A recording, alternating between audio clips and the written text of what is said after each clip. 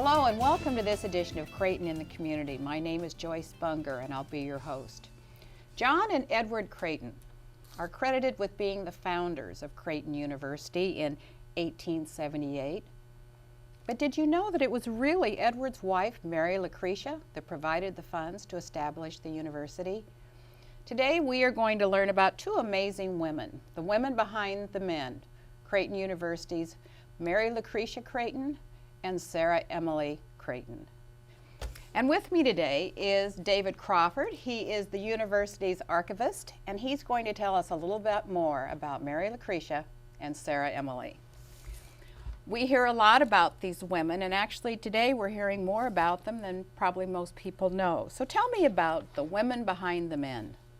Well, Mary Lucretia Creighton and Sarah Emily Creighton were sisters who both born in Dayton, Ohio, to a carpenter and lumberman who probably met Edward when Edward was doing some hauling business in that area and brought him home, and Edward met the oldest daughter. Mary Lucretia was the oldest of 5 kids. Sarah Emily was the third in that order.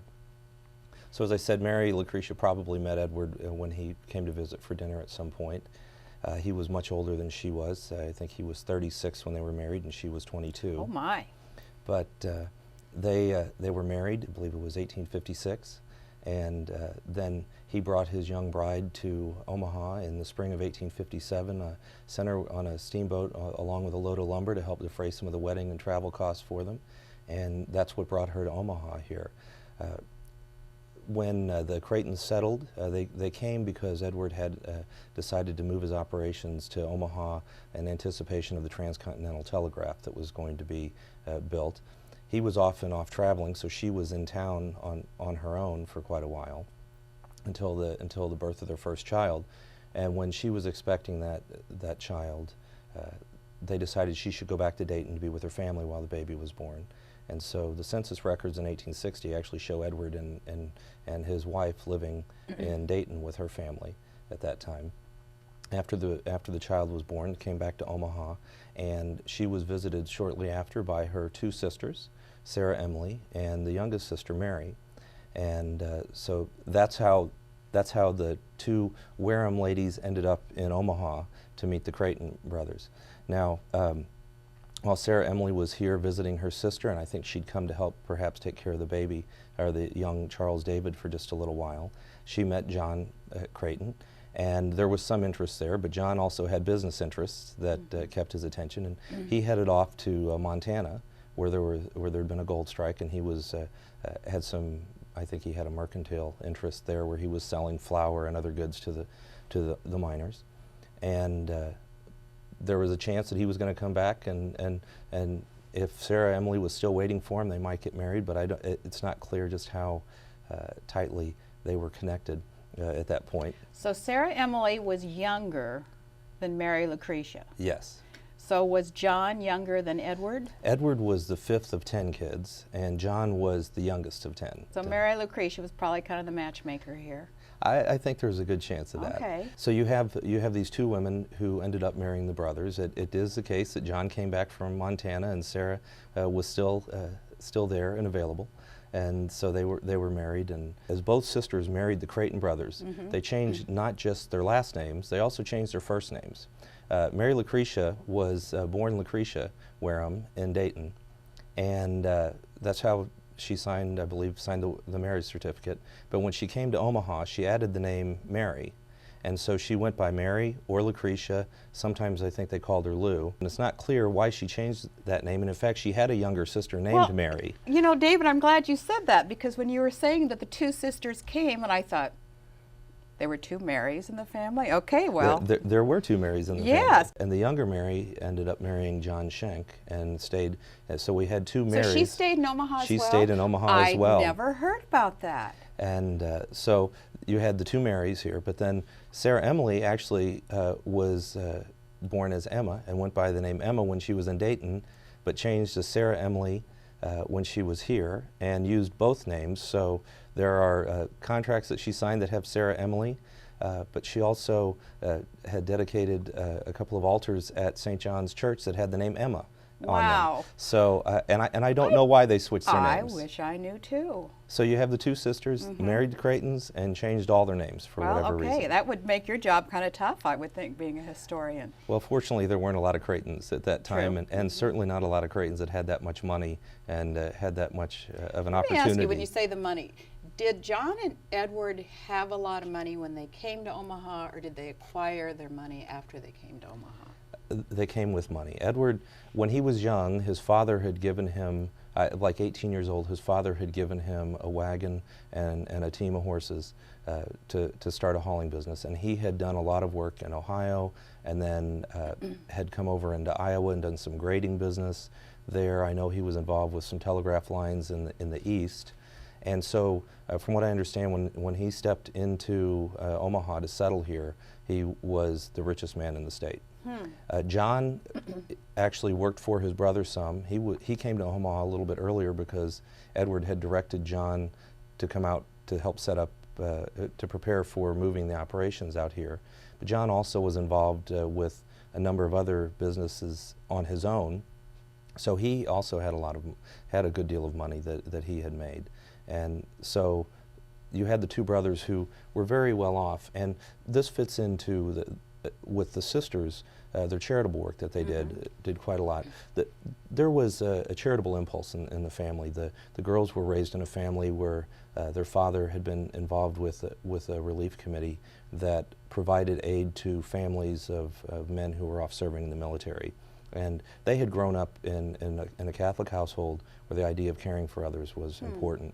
And the Creighton brothers seemed to share that sentiment as well. So when they were here in Omaha, they felt a little bit of responsibility, I think, to care for the people who were suffering. Omaha was a young town, it was a rough town, and there was a lot of poverty and a lot of people who were struggling and suffering here for different reasons. And as I said, it was a very rough town. It was known across the country as being one of the rougher towns. There were some articles and poems in national publications about Omaha being a city of wickedness and vice, and warning people to be careful if they ever came here. So the sisters would have been the upper crust at that time.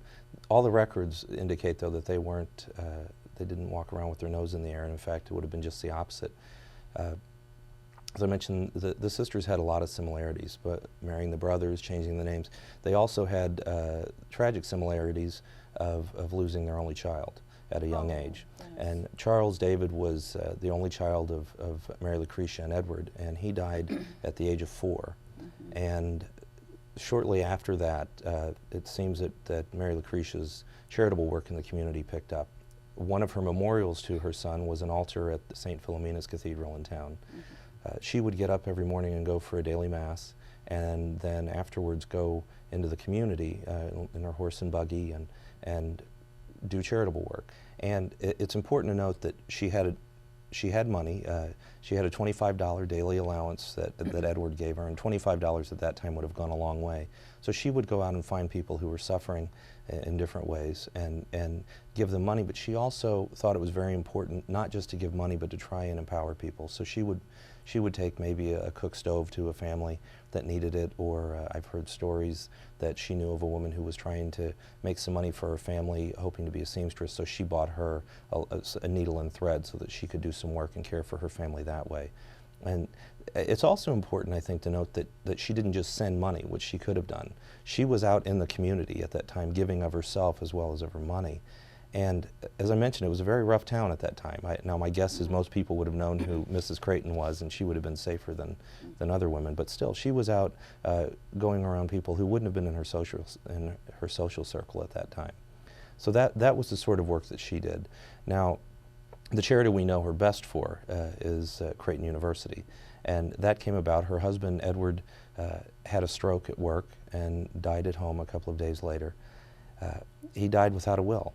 And so all of his estate passed to her, and her brother-in-law from both directions, John Creighton, told her she should get a will, so that if something happened to her, the money would be dispersed in the way that she wanted. Now there was a good reason for that also. She suffered from poor health and had for quite a while. So there was a real concern for her at that time. I should also say that John Creighton was probably closer to his sister-in-law than you might have expected, because the two brothers and their wives lived together. Sarah had been living with her sister when she came out, and then stayed with her while John was off before they had gotten married. And after they got married, Sarah Emily also suffered a tragedy. They'd been married just 10 months when they had their first child, their only child, a daughter that they named Lucretia after her older sister. And little Lulu died when she was 11 months old. Oh. And so the couple had gone off on an extended honeymoon on the East Coast and came back, and John, at that time, there were so many business interests going on, I think he and Edward talked and said, well, let's stay together for a while, and then after, and it's probably good for Mary to have her sister close while Edward was off on his business, and she was still grieving the loss of her child. But then you had the two sisters there in the same house, and John would have been there to advise and have some influence that maybe he might not have had if they were living elsewhere. But John advised her to put together a will, and in her will she left a substantial amount to start the Creighton College, which would be a school to educate out here in Omaha. She said that had been a desire of her husband. Now there's some speculation, and I don't know how to check this out, there's some speculation that the college may have been entirely her idea. She liked to do memorials. She had a memorial altar for her son, and the memorial of a college for her husband would have been fitting. Edward never spoke publicly, that I know of, about wanting a college like that, although his partners in Western Union had started colleges on the East Coast, so it's quite possible that he had expressed that interest to her. But the idea of the Creighton College, as mentioned in her will, was the first time that other people had learned about this idea. But it was with this money, when she passed away in 1876, that the Catholic Church, who was placed in charge of the trust, started looking for someone to run a college, and started to build the buildings here. And they looked to a couple of different groups. I'm not sure how many before they struck a deal with the Jesuits. And then in late 1877, Father Schaffel showed up as the first Jesuit here. The plans were to start the school in January of 1878, but not everything was ready, and that got pushed back to September of 1878.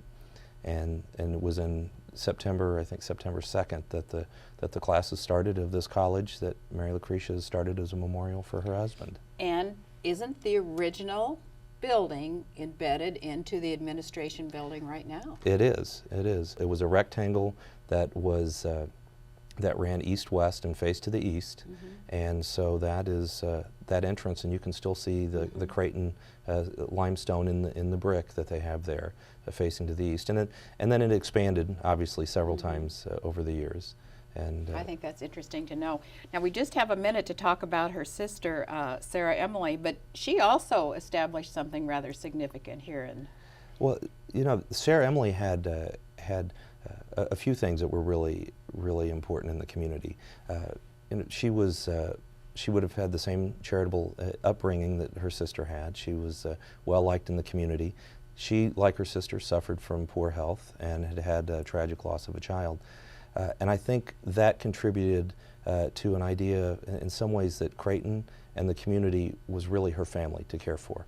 And so you saw her fingerprints in three major areas in the community. First, there was a strong attachment to the college. There was even, and she gave of herself as well as money. There's records that she was involved in decorating for some of the early commencements. She and her sister Mary would go and hang some of the, I guess that would have been the bunting at that time, for some of the first commencements. But she was worried that the young boys at Creighton didn't have a proper place to worship, that they were having their chapel services in the same room where all these other secular activities were taking place. And so she pushed the Jesuits and her husband a little bit, I think, to start a church on campus. And that's how St. John's, originally St. John's Collegiate Chapel came about. And so she was the driving force for that. Now, I don't know that she gave any money directly to it, but the Jesuits had invested wisely some land that they had received when they first got here. They sold that, John added to it, and we had St. John's Church that was dedicated in May of 1888, just a few months before she died. And it's interesting that as a collegiate church, it wasn't a full-fledged church, and it normally wasn't allowed to hold funerals or weddings or anything, but there was an exception made, and her funeral was held in St. John's, the first one that would have been held there. She also had an interest, though, in the Jesuits and in the college, so the first expansion to that original building we were talking about was the wing that went to the south, because she felt it was important to give better quarters for the Jesuits and have more free up some classroom space in that other building. And so she pushed for an expansion that was not completed until after her death. So the first real big expansion on campus, both with the church and then of the original building, came from her. And then she also had one other imprint in the community and on the campus. She and her husband had long been supporters of the local hospital, and in her will she left $50,000 for a new St. Joseph's Hospital. John added to that amount, and so in 1892 a brand new Creighton Memorial St. Joseph's Hospital opened, and it was Creighton Memorial because it was named in her honor. So the hospital was sort of a memorial, a monument to her. And as an aside with that, her last, I guess you could say, direct impact on the university was that as the hospital came into being, John Creighton and some others were concerned about how the hospital might be administered and also intrigued by the opportunities, and so that led to the founding of Creighton's Medical College, which really made the Creighton College a university for the first time. My, two amazing women. And when we come back, we will learn how Creighton still honors the legacy of Sarah Emily and Mary Lucretia. Katie Miller is the director of Creighton's Child Care Center, and she is the vice chair of the Status of Women. The Status of Women is a very important organization at Creighton. She's going to talk a little bit about the Status of Women, as well as why we continue to honor the legacy of Mary Lucretia and Sarah Emily. Hi, Katie. Tell me a little bit about the Status of Women and what the Status of Women does at Creighton. Well, the Committee on the Status of Women is in existence to support the equal contributions of both men and women in pursuing university goals, and to really help create that environment that's supportive of women's achievement on this campus. Well, and each year, for I don't know how many years, we have had the Mary Lucretia and the Sarah Emily luncheon. And tell us a little bit about why that was formed and what the intent is. Well, it was actually formed in 1981. Right after the start of this Committee on the Status of Women. And it was formed to help bring a public face to recognize those women who are creating that environment of achievement for women, who are supporting the development of the talents of faculty, staff, and students. So it's not just the employees, but also the students of the university, or who are really great role models of achievement for women on the university campus. Each year we have the opportunity to hear the stories of these two women that, again, we see their pictures on campus, but again, to hear what an incredible impact these women made on Creighton and on the community of Omaha. Well, and now let's meet these amazing women who received the Mary Lucretia and Sarah Emily Awards at Creighton.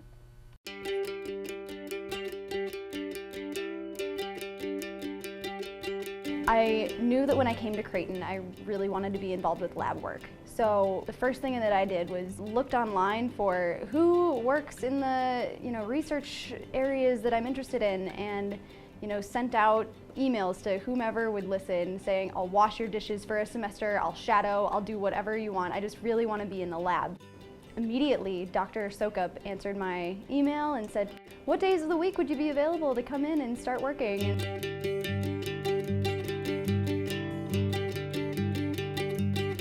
She had done some techniques that I hadn't done yet. As a freshman, she was a mentor. She came over the summer to visit. She was already ready to get involved in the research, ready to get involved in the department. She felt at home. I've always felt very welcomed at Creighton, And even when I just came to visit, I got the sense that we won't be Creighton without you.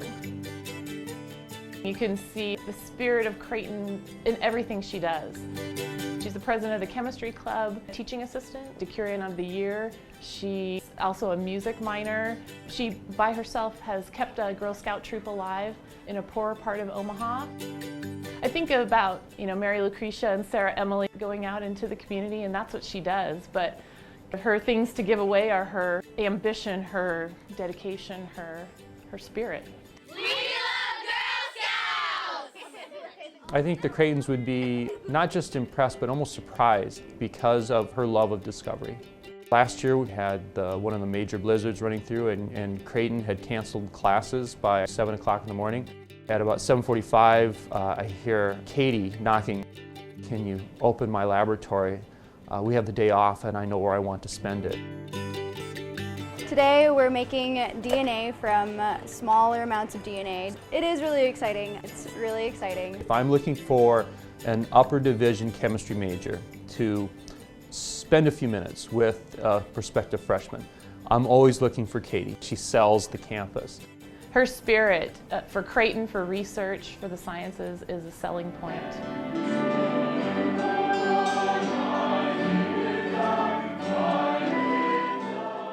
I think that our founding sisters saw that there was a future for young minds to grow and expand. That spirit of them is still here through the people that teach, through the people that lead, and through the people that guide here.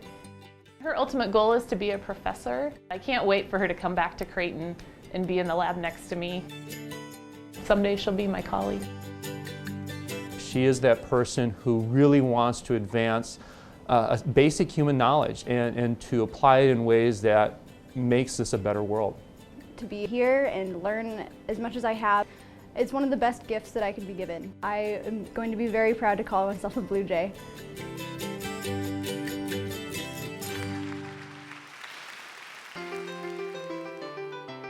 My understanding is that Tanya has probably been nominated for this award maybe like 15 times at this point. Everybody was so flabbergasted that she hadn't won. And they were like, no, she has. No, she really hasn't.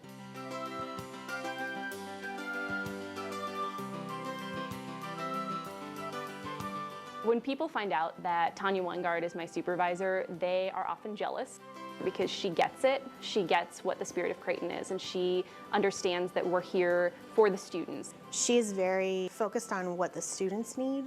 Ultimately, the students are our spirit. I know a lot of people who have this disconnect between their job and their passion, and I don't have to worry about that. Student life represents a very diverse day of activities. Administrators, staff, through students, parents. There's all sorts of moods. It changes from day to day. It's never the same. She wears a bunch of different hats. She's busy. Well, I don't really know when it is that Tanya sleeps. She is constantly in motion.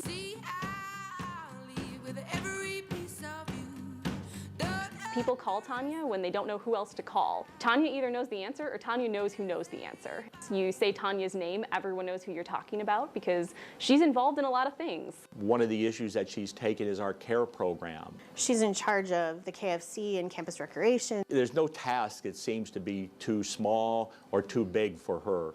One of the powerful ways Tanya has made a difference at Creighton is as a longtime member of the President's Committee on the Status of Women.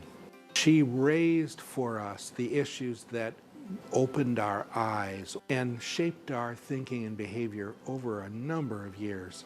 And lately it seems like there's more people focused on what's best for Creighton. And I hope that I'm a small part of that I've helped to bring down some of those obstacles or barriers. It just gives me hope that we can have a better Creighton, that we have a good Creighton, but it could be even better. Creighton didn't have a victim advocate program until Tanya really recognized the need for that. She's always looking, how can we do something better by our students? Tanya and her team find themselves dealing with students at a time that's probably one of their lowest times.